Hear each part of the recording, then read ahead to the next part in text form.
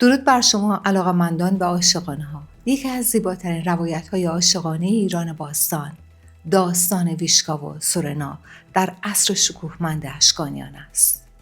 امروز با طنازی‌های آرایی و ادبی و تخیل ظریف نویسنده این داستان را روایت می‌کنم. سپس به تحلیل روانشناختی این عشق که نمونه‌ای از عشق تمایز یافته است می‌پردازم. عشقی که در آن دو فرد بدون اینکه هویت خود را از دست بدهند با یکدیگر پیوند می‌خورند. عشقی که فراتر از احساس شخصی به نمادی با شکوه از وفاداری و اشتراک سرنوشت دو قهرمان بدل گشته است. خورشید بر افق سیستان میتابید. فریاد نوزادی خانه آرش سورن و ماسیس را پر کرد. این نوزاد رستم سورن بود که بعدها به سورنا شهرت یافت که از همان کودکی متفاوت بود. در دوران کودکی سورنا پدرش آرش به او آموخت که خاندان سورن نه تنها سرداران جنگی‌اند بلکه تاجگذاران شاهان پارت هستند و مادرش ماسیس عشق و شجاعت را به او آموخت. در دوره نوجوانی سورنا آرش پیشانی بند جنگجویان باستان را بر پیشانی پسرش سورنا بست و گفت: پسرم، به یاد داشته باش سورن به معنای نیرومند است. این نام را با افتخار همراه خود بدان. تو از خاندان سورنی، یکی از 7 خاندان معروف ایرانی. سورنا در سرزمین سیستان بزرگ شد. او نه تنها با شمشیر و نیزه بلکه با کمان نیز مهارت یافت، اما چیزی که او را از دیگران متمایز می‌کرد خردمندی و احتیاط او بود. ویژگی هایی که در میدان نبرد ارزشمندتر از هر شمشیر تیزی بودند. سورنا که اکنون 20 سال بیش نداشت به درجه سپهبدی دست یافته بود. نامش در سراسر ایران پیچید و داستان‌های قهرمانیش به گوش مردم رسید. زمان طی شد. سورنا در نام‌آور شهره. شاه اورد دوم تازه بر تخت شاهی نشسته بود و جشن با شکوهی در کاخ سلوکیه برگزار کرده بود تا سران 7 خاندان معروف اشکانی را گرد هم آورد. سورنا که اکنون 25 ساله بود در این جشن حضور داشت. جوانی آریایی، خردمند، نکوچهره، تنومند، دلیر، بلند بالا، با موی بلند که پیشانی بند بر سر بسته بود. در باغ شاهی میان درختان سرو و بوی عطر گل‌های یاس مسابقه تیراندازی برگزار شده بود. سورنا کنار میدان ایستاده و نگاه می‌کرد. یکی پس از دیگری سرداران و جوانمردان به هدف تیر می‌انداختند و به ندرت به هدف می‌خورد. ناگهان صدای زیبا و دلنشین دخترانه‌ای بلند شد: من امتحان می‌کنم. کمان را به من دهید. همه برگشتند. ویشکا بود. دختری جوان با قامتی استوار، چشمانی پر از اعتماد به نفس. سورنا چشمانش برقی زد. محکم و قاطع گفت: کمان را بدو دهید. سورنا با نگاهی کنجکاوانه به ویشکا می‌نگریست. چیزی در چشمان این دختر او را به یاد شعله‌های آتش می‌انداخت. ویشکا لبخندی زد. کمان را بالا آورد. چشم به هدف دوخت. نفس در سینه حبس کرد و بدون هیچ تردیدی تیر را رها کرد و بعد نفس را رها ساخت. تیر با سرعتی باور نکردنی پرواز کرد و دقیقاً در مرکز هدف فرود آمد. خاموشی بر جمع حاکم شد. سپس صدای تشویق و کف زدن بلند شد. سورنا به سمت ویشکا رفت. ویشکا با موهای بلند و پوست گندمی شفافش و چشمانی که چون شب می درخشید. سورنا گفت: مهارت شما ستودنی است. ویشکا سرش را کمی خم کرد اما چشمانش را از سورنا بر نداشت. سورنا که هزاران دشمن را به زانو درآورده بود، در برابر نگاه ویشکا احساس کرد که قلبش برای نخستین بار تسلیم شده است. از آن لحظه چیزی بین آن دو شکل گرفت. ارتباطی که فراتر از کلمات بود. سورنا در ویشکا همان شوقی را دید که خود در قلبش احساس می‌کرد. ماها گذشت. سورنا و ویشکا بارها و بارها یکدیگر را دیدند، گاهی در میدانهای تمرین، گاهی در مجالس خانوادگی. ویشکا که به خاطر لیاقتش در زمان اردو دوم به درجات بالای ارتش دست یافته بود، تنها زن جنگوری بود که سورنا او را در برابر خود می‌دانست. یک شب در زیر نور ماه کامل، سورنا و ویشکا در باغ کاه قدم می‌زدند. صدای آب نهر و آواز پرنده‌های شبزی فضای رمانتیک ساخته بود. سورنا گفت: ویشکا، من در زندگیم بسیاری را دیدم. سرداران شجاع، جنگجویان قدرتمند، سیاستمداران باهوش، اما هیچ کس مانند تو نیست. ویشکا به چشمان او نگاه کرد. سورنا دست او را آرام گرفت. با من ازدواج کن ویشکا. همسر، هم سفر و هم رزم من باش. چند هفته بعد در مراسمی با شکوه سورنا و ویشکا ازدواج کردند. زندگیشان با حمله رومیان به خاک ایران وارد مرحله جدیدی شد. جولیوس سزار، کراسوس و پومپه، سه فرمانروای بزرگ روم، تصمیم گرفته بودند به ایران حمله کنند. کراسوس، فرمانروای روم شرقی، سوریه را که جزئی از خاک اشکانیان بود تصرف کرد و دست به کشتاری وحشتناک زد. سفیری از سمت اورد دوم به نزد کراسوس رفت و از او خواست خاک ایران را ترک کند، اما کراسوس با غرور پاسخ داد: به زودی سلوکی را هم تصرف می کنم. اورد دوم شورای جنگ تشکیل داد. سورنا و ویشکا به جنگ اعزام شدند. سورنا در میان نگاهش به چشمان هر یک از جنگجویانش خیره شد. صدایش مانند رعد در صحرا طنین انداز بود: دلاوران، امروز ما در برابر ارتش کراسوس، فرمانده رومی که به سرزمین ما تاخته است می‌ایستیم. شجاعت و مهارت و هوش و سرعت را به آنها نشان خواهیم داد. بخش عمده سپاه را پشت صف اول پنهان کنید. سربازان خود را با ردا بپوشانید. وقتی رومیان نزدیک شدند منتظر فرمان من باشید. آنگاه طبل‌های جنگ را به صدا درآورید، صدایی که زمین را بلرزاند و دل دشمن را بترساند. سپس رداها را کنار بزنید و با کلاهخودها و جوشن‌های فلزیتان همچون شعله‌های آتش بدرخشید و حمله کنید. کمانداران، به فرمان من تیرها را مانند باران بر سر رومیان فرود بریزید. ویشکا، رهبر واحد کمانداران زن، در صف اول خواهد بود. از او پیروی کنید. هر تیر باید به هدف بخورد. هیچ تیری را هدر ندهید. سورنا مشتش را به هوا برد. همچون باد در شنزار و همچون تعقیب گریز سایه باشید. هر بار که رومیان حمله کردند با سرعت عقب نشینی کنید. سپس از جای دیگر ضربه بزنید. آنها را گیج کنید. هرگز به آنها اجازه ندهید بفهمند از کجا ضربه بعدی وارد خواهد شد.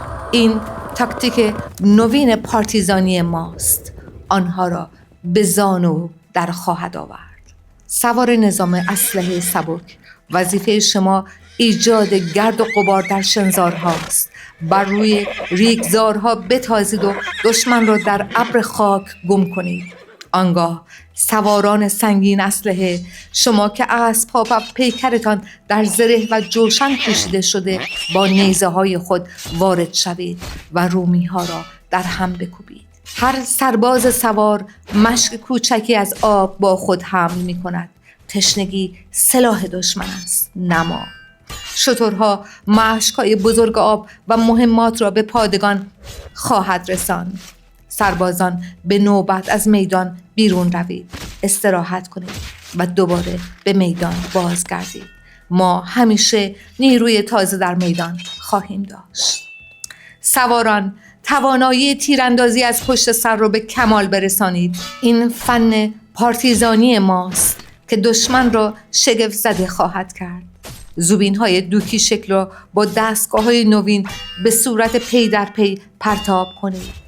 شمشیرهای ما محکم و شکست ناپذیرند. به آنها اعتماد کنید. خود را مانند رومیان سنگین نکنید. چابکی و سرعت ما قدرت ماست.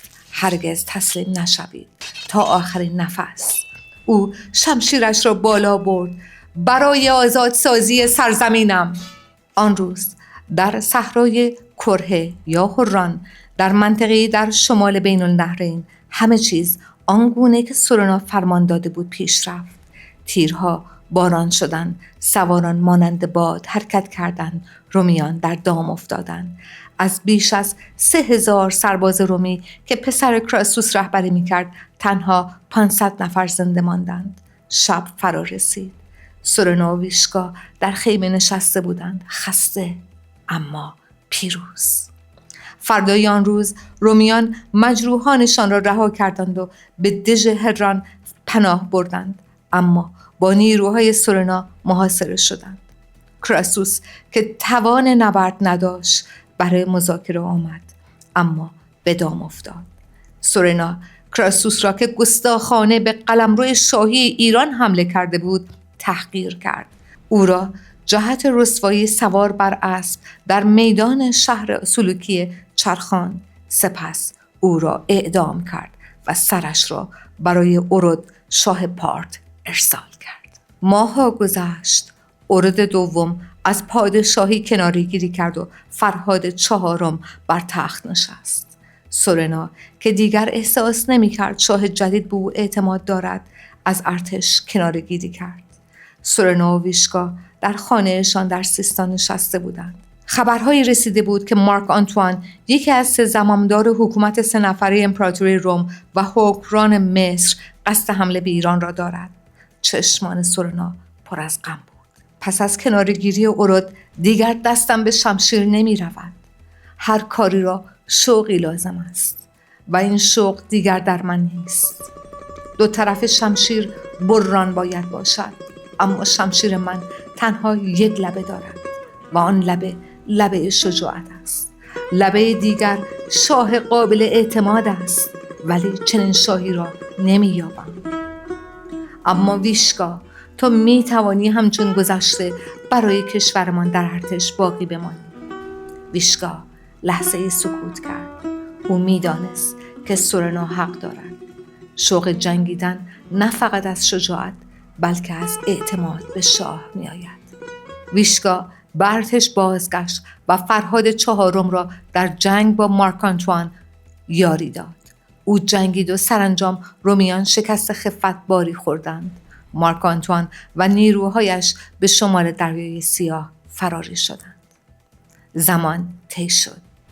رومیان خشمگین از شکست‌های پی در پی 2 بار نقشه ترور شاه ایران فرهاد چهارم را کشیدند و هر 2 بار سورنا و ویشکا جان شاه را نجات دادند. بار اول در بازار سلوکی سورنا و ویشکا مردان مشکوکی را دیدند که به سمت شاه می رفتند. سورنا و ویشکا مهاجمان را خلع سلاح کردند. بار دوم در کاخ شاهی بود. مزدوران رومی توانسته بودند به درون کاخ نفوذ کنند. سورنا و ویشکا که برای ملاقات شاه دعوت شده بودند فهمیدند که چیزی درست نیست. ویشکا و سورنا شمشیر کشیدند. آنها پشت به پشت هم ایستادند مانند 2 شمشیر یک غلاف. مزدوران حمله کردند. سورنا و ویشکا مانند رقص با یکدیگر هماهنگ بودند. هر ضربه سورنا با تیر ویشکا تکمیل می شد و هر حمله ویشکا با شمشیر سورنا پاسخ داده می شد. اما تعداد مزدوران زیاد بود. سورنا و ویشکا در این نبرد زخمی شدند و زخمشان بسیار شدید بود. سرانجام گارد شاهی رسید و مزدوران را از بین برد، اما سورنا و ویشکا خون‌آلود و زخمی به زمین افتادند. ویشکا با دستان لرزان صورت سورنا را نوازش کرد. مهربان من، اگر زندگی دیگری وجود داشته باشد باز من تو را خواهم یافت. با تو عشق و آزادی را تجربه کردم. یکدیگر را در آغوش گرفتند و با نفس آخر چشم فرو بستند. خبر مرگ سورنا و ویشکا به سرعت در سراسر ایران پیچید. برخلاف آنچه که برخی مورخان مغرض اروپایی مانند گریشمن نوشتند، سورنا توسط اورد دوم کشته نشد. اورد دوم 2 سال پیش از سورنا در انزوا و تنهایی درگذشت. سورنا و ویشکا توسط مزدوران رومی کشته شدند، نه توسط پادشاهی که آنها را دوست داشت. و اکنون تحلیل روانشناختی عشق سورنا و ویشکا.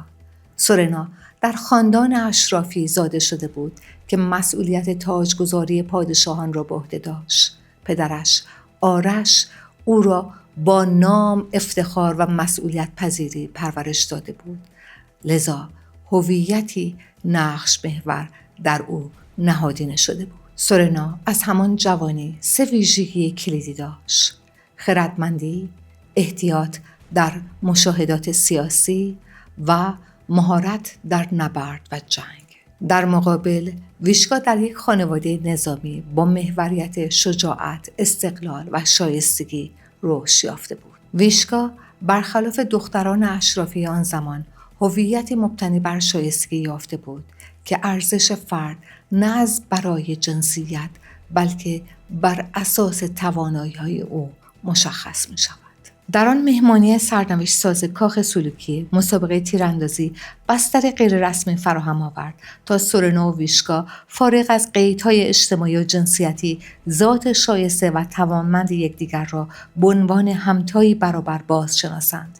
این آشنایی سرآغازی عشقی آگاهانه و پیمانی ناگسستنی شد که مفهوم همرزمی را در قلب خود جای داد. موری بوئن، یکی از خلاق‌ترین متفکران حوزه خانواده درمانی، معتقد است که تمایز یافتگی خود توانایی تفکیک فرآیندهای عقلانی و احساسی از یکدیگر مهمترین عامل در موفقیت روابط عاطفی است.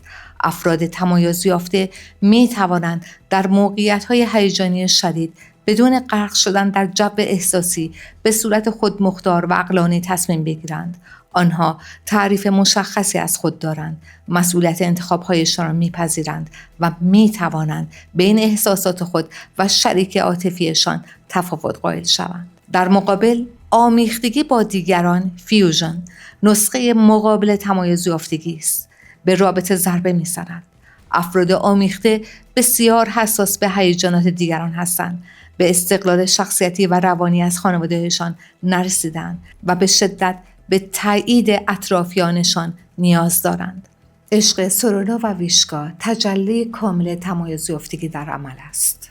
ویشکا دختری از بزرگان پارت نه تنها به زیبایی بلکه به هوش و مهارت نظامی شناخته میشد.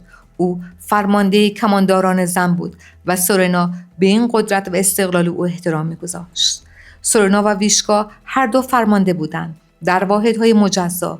قدرت ویشکا مستقیما از هویت مستقل او سرچشمه می‌گرفت و سورنا نه تنها این مسئله را تهدید نمی‌دانست بلکه به قضاوت و رهبری او اعتماد داشت. روزی که سورنا در مجلس شاهانه نگاهش با ویشکا گره خورد، او احساس کرد قلبش برای نخستین بار تسلیم شده است.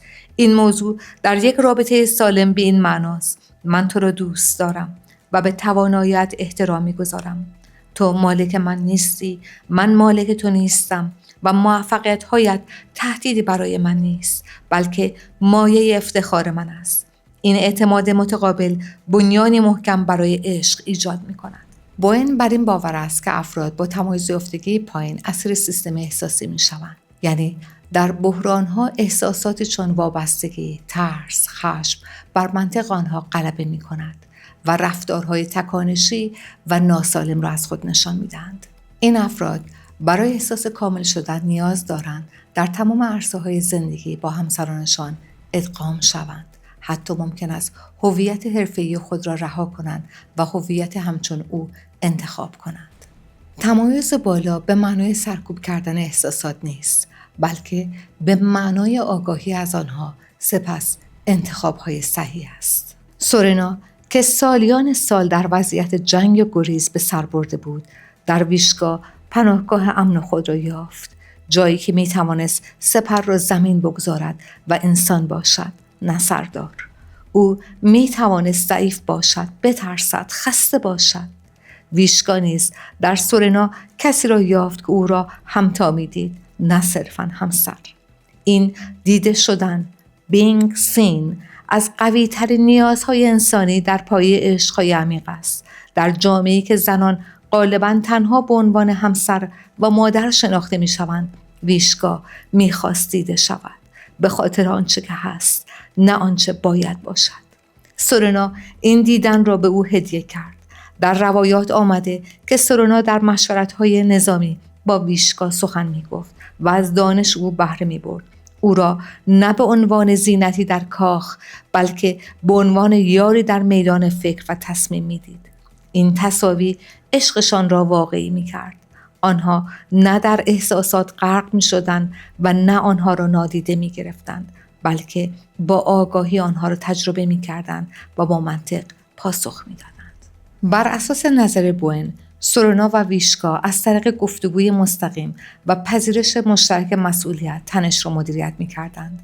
در بحران، احساسات دشوار، ترس، ناامیدی، احساس خیانت را صادقانه در میان می‌گذاشتند و با همکاری راه حل می‌یافتند. این رویکرد نه تنها اضطراب را کاهش می‌داد، بلکه اعتماد و احترام را تقویت می‌کرد.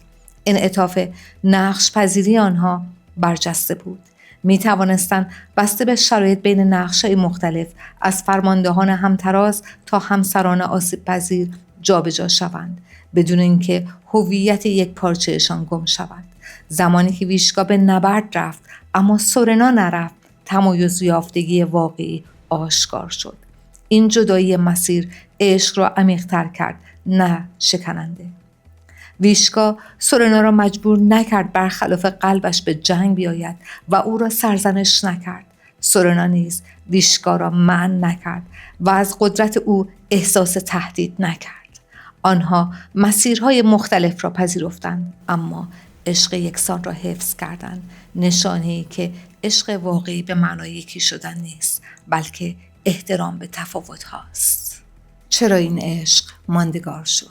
رابرت استرنبرگ در نظریه مثلث عشق 1986 معتقد است عشق کامل از 3 مؤلفه تشکیل می شود: صمیمیت، نزدیکی و پیوند عاطفی، شور و اشتیاق، جذابیت و هیجان رمانتیک و تعهد، تصمیم آگاهانه برای ماندن.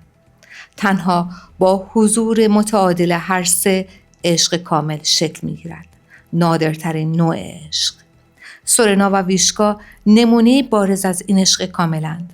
صمیمیت در توانایی آسیب پذیر متقابل و دیده شدن واقعی. شور و هیجان مشترک زندگی و مأموریت دفاع از سرزمین. و تعهد در انتخاب روزانه حمایت از رشد یکدیگر، حتی وقتی مسیرهایشان جدا از هم باشد. استرنبرگ میگوید شور معمولاً با زمان کاهش می‌یابد، اما وقتی با صمیمیت عمیق ترکیب شود به شور پایدار تبدیل می شود. هیجانی آرام اما ماندگار از اشتراک هدف و ارزش‌ها. سورنا و ویشکا این شور را در نبردهای پشت به پشت، در نگاه‌های میدان خون و خاک و در لحظات بحرانی حفظ کردند. تعهدشان نیز فراتر از قول زبانی بوده. زمانی که سورنا نرفت اما ویشکا به نبرد رفت، آنها ثابت کردند تعهد یعنی حمایت از رشد یکدیگر، نه محدود کردن هم. همان چیزی که استرنبرگ تعهد بالغ می‌نامد. استرنبرگ معتقد است حفظ عشق کامل نیازمند تعادل پویاست. وزن هر مؤلفه ممکن است تغییر کند، اما هر 3 باید حضور داشته باشند. در زندگی سورنا و ویشکا این تعادل آشکار است. در صلح شور و صمیمیت غالب بود، در جنگ تعهد و صمیمیت و در جدایی تعهد به تنهایی رابطه را نگه داشت. استرنبرگ توضیح می‌دهد عشقشان چه نوعی بود، عشق کامل، و بوئن نشان می‌دهد آنها چگونه عشق سالم را ساختند، تمایز یافتگی. بدون تمایز یافتگی، صمیمیت به وابستگی، شور به اعتیاد و تعهد به زنجیر تبدیل می‌شود. اما با تمایز یافتگی عشق آزاد می‌شود تا به کمال برسد. عشق واقعی فضایی رو برای رشد فردی و شکوفایی استعدادها به همراه میاره، نه اینکه اون رو نابود کنه. بهترین همسر و همسفر کسی است که در عین حال بتوانی در آغوشش آرام بگیری، راحت بتوانی برای خواسته ها و آرزوهای خودت و به دنبال مأموریت حرفه‌ای خودت گام برداری، بدون اینکه ترس از کنار گذاشته شدن یا تنها شدن داشته باشی. ویشکا و سورنا پس از 2 2500 سال و با زندگی کوتاهی که داشتن هنوز در قلب تاریخ ایران می درخشند. نه تنها به خاطر شجاعت و پیروزی هایی که به همراه داشتند، بلکه به خاطر عاشقانه‌ای که با یکدیگر نشان دادند. عشق واقعی به معنای یکی شدن نیست، بلکه احترام به تفاوت‌ها و درک آرزوهای یکدیگر است. میتوان عاشق بود ولی در عین حال مستقل. میتوان متعهد بود ولی در عین حال آزاد. بسیار عالی. تا درودی دیگر.